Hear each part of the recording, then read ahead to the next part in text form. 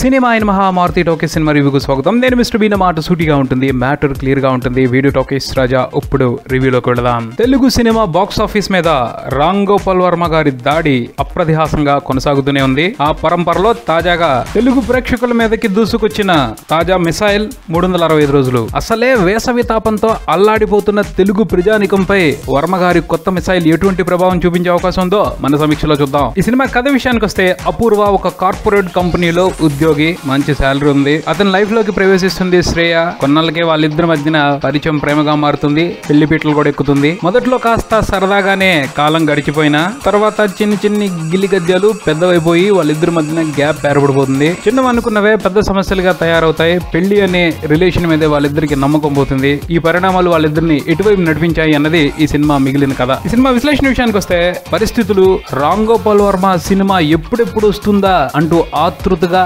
ఆశపడుతూ ఎదురు చూసే రోజుల నుండి బాబోయ్ రామ్ గోపాల్ వర్మ సినిమా వస్తుందా అని భయపడే రోజుల దాకా వచ్చాయి. భయపడాల్సిన అవసరమే ఉంది. ఇష్టం లేకపోతే సినిమా నిన్ను ఎవడు చూడమన్నాడు అని క్వశ్చన్ చేయొచ్చు వర్మ గారి లాగా. కానీ అందరి పరిస్థితి ఒకేలాగా ఉండదు. సినిమా చూడటాన్ని జాబుగా పెట్టుకున్నోళ్ళు ఇష్టానికి సినిమా చూస్తాను, ఇష్టం లేకపోతే చూడను అంటే డబ్బులు ఇచ్చేవాళ్ళు ఊరుకుంటారా? అలా కొంతమందిని భయపెడుతున్నారు అనమాట. ఈ 365 సినిమాకి సంబంధించి కూడా భయపడటంలో తప్పులేదు. ఎందుకంటే 2 గంటల సేపు ఈ సినిమా చూస్తూ థియేటర్ లో కూర్చోవడం మామూలు విషయం కాదు. ఎంతో సహనం, ఓపిక ఉంటేనే చివరి వరకు కూర్చోగలుగుతారు. అంతా కష్టపడి సినిమా చూసిన తర్వాత ఈ సినిమాలో అసలు ఏముంది అనే ప్రశ్న దగ్గరకు వస్తే అంతకు మించిన దారుణమైన పరిస్థితి మరొకటి ఉండదు. ఎందుకంటే ఈ సినిమాలో పలానా సంగతి బాగుంది లేదా బాగాలేదు అని చెప్పడానికి బోల్డ్ అంత కష్టపడాలి. బాగుంది అని చెప్పాల్సి వస్తే ఏం బాగుందో ఎంత వెతుకున్నా కనపడదు. బాగాలేదు అని చెప్పాల్సి వస్తే ఫస్ట్ నుంచి లాస్ట్ వరకు ప్రతి విషయం గురించి బాగాలేదు అని మాట్లాడుకుంటూ రావాలి. మామూలుగా భయపెట్టడం లేదు రామ్ గోపాల్ వర్మ గారు ఇలాంటి సినిమాలు తీస్తూ. ఈ సినిమా గురించి ప్రేక్షకులకి కొంత ఆశ పెట్టారు. అదేమిటంటే అదేదో ఆయన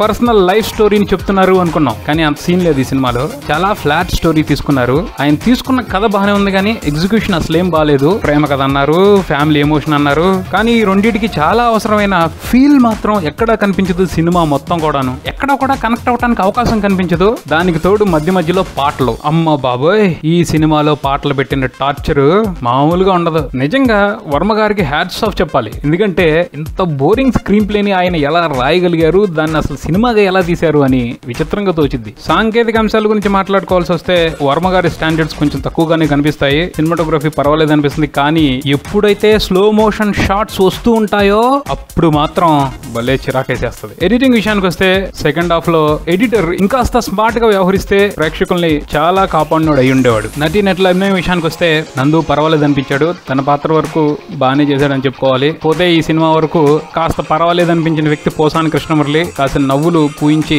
కాస్త రిలీఫ్ ఇచ్చాడు. ఆ తర్వాత హీరోయిన్ అన్నయ్యక తన భారీ అందాలతో శృంగార ప్రియుల్ని కాస్త అలరించిందనే మాట్లాడుకోవాలి. సినిమా నుంచి మరేమీ ఆశించకుండా అనయిక అందాల విందుని ఆస్వాదించాలి అనుకుంటే మాత్రం ఈ సినిమాని మిస్ అవ్వకుండా చూడొచ్చు. వీళ్ళు కాకుండా సినిమాలో కనిపించిన మిగతా నటీనటులందరూ వారి పాత్రలు తగ్గట్టు బాగానే చేశారు. చివరిగా ఈ సినిమా గురించి చెప్పుకోవాలి అంటే, ఫలానా విషయం గురించి ఈ సినిమా చూడాలి అని చెప్పడానికి ఒక్క అంశం కూడా లేదు. ఆ పైన రామ్ గోపాల్ వర్మ అంటే పిచ్చి అభిమానం ఉంది. ఆ అభిమానాన్ని నిరూపించుకోవాలి అనుకుంటే మాత్రం ఈ సినిమాని చూసి ఆయనకి మద్దతు తెలియజేయండి. అంతే. ఇది 365 డేస్ సినిమాకి సంబంధించిన రివ్యూ. మరో రివ్యూతో మళ్ళీ కలుద్దాం. Keep watching Maruthi Talkies. For me mister B and Talkies Raja. Thank you.